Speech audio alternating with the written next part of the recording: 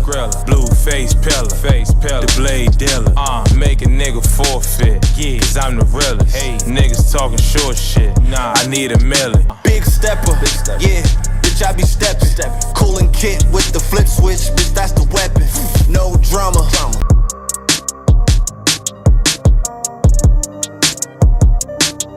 Welcome to New York Giants Full Access. This legend bring them sounds at one time. I'm hard, and we got you. And that's it, man. Go purchase Big Pat Sports Talk merch and support the family, man. And welcome to Big Pat Sports Talk. Thank you for your support.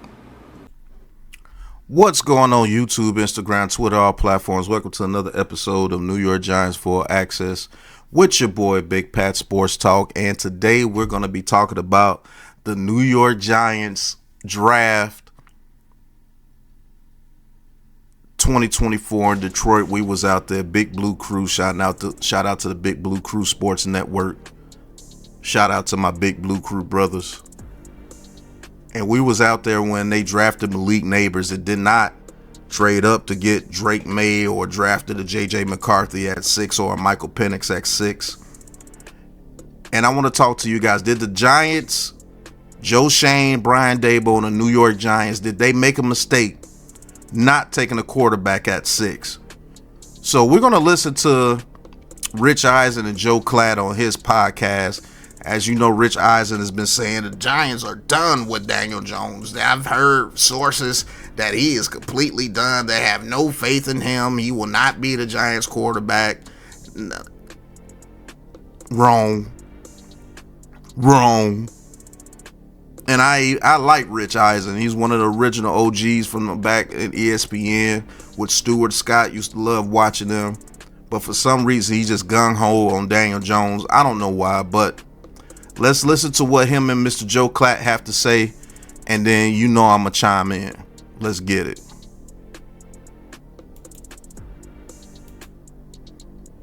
So, now here we are the day after the Giants had an opportunity to draft a rookie quarterback 6th overall, and J.J. McCarthy turned it down for Malik Nabers. Do you agree with that Giants choice last night? I agree with it. I don't believe that the Giants have been. I'm trying to play this as well as I can. You always lead me to the places that. I don't believe that the Giants have, in our tenure covering the draft. Yes. I've covered it for about 10 years. They've been easily a bottom half draft team. Easily. They're similar to kind of what I was just talking about with Atlanta. They're not cohesive. Doesn't feel like there's a answer the question. Great plan. It feels kind of ready, fire, aim a lot of the times. I don't believe. I said after that draft, I think that the Giants set themselves back, and I believe that they set themselves back again in this draft. I don't believe that they have the answers at the most important position. So with drafting Malik Nabers, Theo Johnson, Tyler Nubin, Drew Phillips, the linebacker Miles Sowell from UCLA, and the running back from Purdue, Tracy. He believes that we've set ourselves back because we didn't reach for a quarterback after a report that the Patriots denied a trade from us to go up to number 3 to get Drake May. So we set ourselves back because we didn't reach for our 3rd or 4th quarterback at number 6. We set ourselves back because we drafted a number 1 receiver. So we set ourselves back. Daniel Jones is just so bad that we set ourselves back because we didn't pick a rookie quarterback to replace him. That's what the media is going to put out there and portray for the New York Giants. For some reason, everybody's just so gung-ho on Daniel Jones and what we do as far as drafting a quarterback. So because we didn't take our 3rd or 4th choice at quarterback, we set ourselves back. Make it make sense. If you can't get the guy that you want at a certain position, You should just go down and reach at the bottom of the barrel and grab somebody else at that position because Daniel Jones is just so bad. Okay. In football to move forward to compete not only for their division but in a conference that is only getting better. I mean, you look at that conference, the NFC is ridiculously difficult. Detroit got better last night. San Francisco is not going anywhere. You're going to have to deal with those teams. Chicago is going to be a real threat, and I just don't see how the New York Giants got themselves better to even win their division last night. They could have been So we didn't get better at all by drafting Malik Nabers. We didn't get better at all. Okay. We'll see. We didn't get better at all in the offseason by attacking our offensive line the way we did. Even though I am kind of disappointed that we didn't draft the offensive lineman or defensive lineman in the draft. We got some undrafted free agents that were pretty good. But we didn't get better at all. We can't get better unless we get rid of Daniel Jones. That's the whole subject. That's the whole punchline. The New York Giants can't get better as long as Daniel Jones is here. Even though we made the playoffs the year prior to this year, and we had a slew of injuries this year to all our major key players. But the Giants can't get better. The Eagles are all world after dropping 6 of their last 7 games. The Cowboys have been doing cowboy stuff all for 30 years. And we sweep the Commanders every year. But Daniel Jones is at quarterback, so we can't get better. That's what the media wants you to believe, and that's what most of these people. I'm not even saying the fans, because the fans out there, when we went to Detroit for the NFL draft, they were ecstatic. Nobody booed because we drafted Malik Nabers. There's only you dudes on Twitter that don't have your own mind and listen to what these media people talk about all the time. But the real fans that was out there in the stadium cheered their butts off for Malik Nabers because they know what type of weapon he is. And they know we haven't had anything like that since OBJ, and that's over 7 years. They cheered. Nobody said, oh my God, we drafted Malik Nabers and we didn't get a quarterback. Oh my God, we're so dead. Only people that do that is you guys on Twitter. And yes, I'm calling out all you dudes on Twitter that do that. I'm calling you out. Because the real fans, when we was out there in Detroit, putting in work in Detroit for the Big Blue Crew Sports Network, they loved the pick. They got their own brains. They don't care about what these dudes talking about.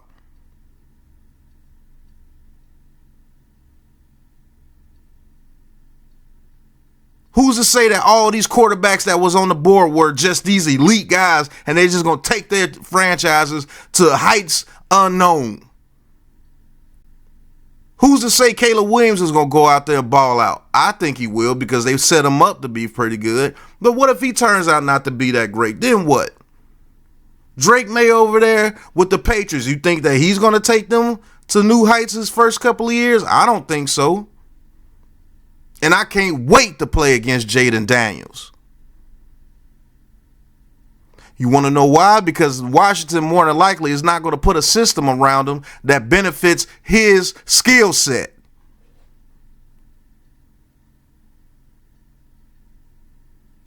But let's carry on. Knocking on the Patriots' door, or doing the old John Cusack Say Anything with the boombox, standing outside like, please, let's make a trade. And the Patriots are like, no, we're sticking and staying with Drake May. And the Giants couldn't do anything about that because they were too low down. I guess they didn't have McCarthy graded in the same way as maybe the Vikings Nope. did, or Which is fine. That may be their sense of it. That's fine. And by the way, that's better for JJ. One thing, you just had Dan on, and he was talking about the location and fit for JJ, and I totally agree with everything he was talking about the the great situation for a rookie quarterback that J.J. McCarthy is in. And in a lot of ways, if I was J.J. McCarthy, you don't want to say publicly, nor would he, that, oh, man, like I probably didn't want to go to the New York Giants. But if you look at the two situations and the situations for a young quarterback to succeed, he went to the better place. So listen to how they talk out both sides of their mouth. Oh, we're stupid because we didn't take a J.J. McCarthy or somebody after Drake May was drafted to the Patriots. Oh, but J.J. McCarthy went to the best situation that he could. You want to know why? Because they got weapons out there. There's a man named Jay Jettas out there, Justin Jefferson. There's a man named Jordan Addison out there. There's a man named T.J. Hockenson out there with a pretty good offensive line. Things we didn't have, but you want to say that we should have traded the farm to get Drake May?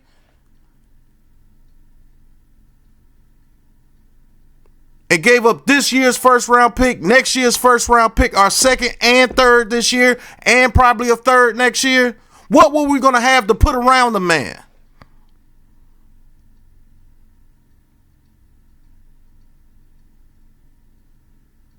How can you sit there and say, oh, they should have took J.J. McCarthy at 6 because all the other quarterbacks were taken, but J.J. McCarthy went to the best situation possible because they got weapons over there?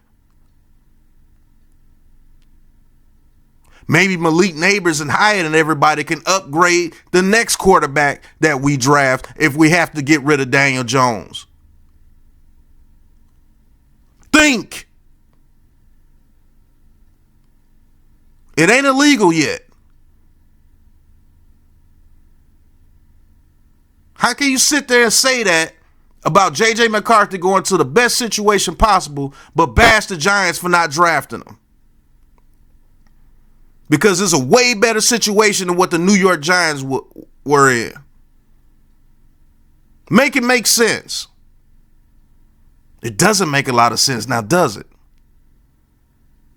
But it is what it is, man. These dudes just talk out both sides of their mouth, and you guys just eat it up. You just eat it up. But I tell you what, if Malik Nabers goes out there and shines, and Daniel Jones is the reason why everybody's being held back, we know the reason now because we have weapons. We have an offensive line. And if it is Daniel Jones, he just proved it because he couldn't get it done with the upgrades. But you guys don't have your own brain on Twitter. Not the real Giants fans that was out there in the stadium cheering their butts off. Not the real Giants fans that was out there in Detroit where I was doing interviews and everything. Those people see vision. They have vision. They don't listen to you. Rich Eisen, Joe Klatt, Brian Ball, all these. Come on, man. Listen, the Giants did the right thing by getting themselves a weapon. Even if they did try to trade for Drake May, it didn't happen, and they went with another plan. They didn't panic and just grab a quarterback from the bottom of the barrel. You don't do that, because if you would have drafted Drake May and traded all that draft capital to get him and still don't have nothing around him, guess what? It's another huge failure, and you will be set back more years. But hey, it is what it is, man. Thank you guys for watching. Hit that like button, hit that subscribe button, hit that big blue join button, and talk your talk with Big Pat Sports Talk. And until the next episode, oh yeah, cop you some merch. I'm not telling you guys no more. Cop you some merch from the Big Pat Sports Shop, or you're going to have to see me, and we pull up to any city you at. We're going to pull up. Big Blue Crew will be there. But until the next episode, you know what it is, man. Peace.